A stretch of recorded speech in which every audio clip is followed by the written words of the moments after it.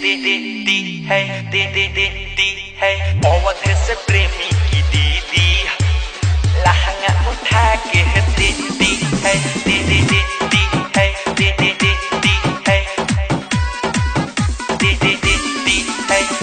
अवध से प्रेमी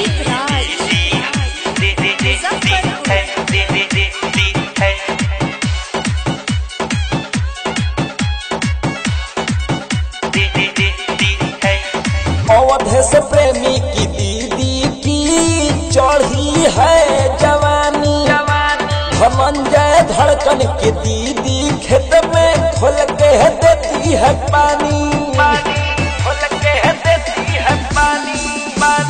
अवध से प्रेमी की दीदी की चढ़ी है जवानी धनंजय धड़कन की दीदी खेत में खोल के देती है पानी।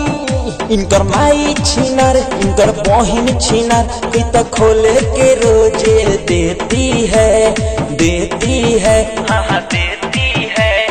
अवध से प्रेमी की दीदी है लहंगा उठा के देती है धनंजय धड़कन की दीदी है लहंगा उठा के देती है।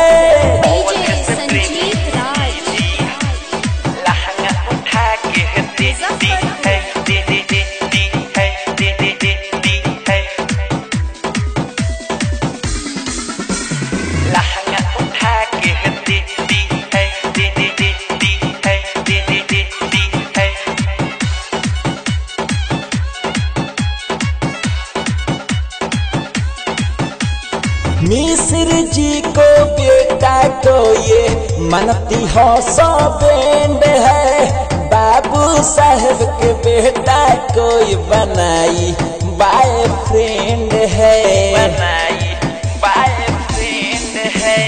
मिश्र जी को बेटा को ये कहती हो सबेंड है बाबू साहब को बेटा को ये मानती बॉयफ्रेंड है। इसकी पतली कमर इसकी चढ़ती उमर इसकी पतली कमर इसकी बाली उमर उद्घाटन तो आज कर लेती है। अवध से प्रेमी की दीदी है लहंगा उठा के देती है धनंजय धड़कन की दीदी है लहंगा उठा के देती है।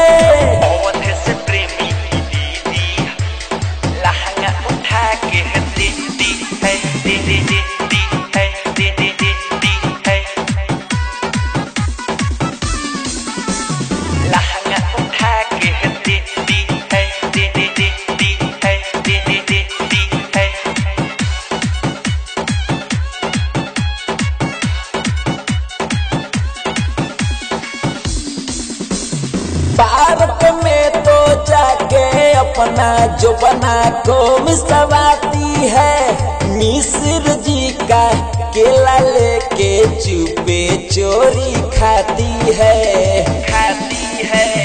पार्क में तो जाके अपना जो बना को मिसवाती है बाबू साहब का केला लेके कहाँ जाके खाती है।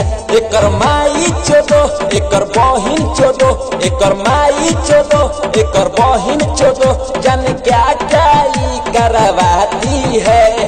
अवध से प्रेमी की दीदी है लहंगा उठा के देती है धनंजय धड़कन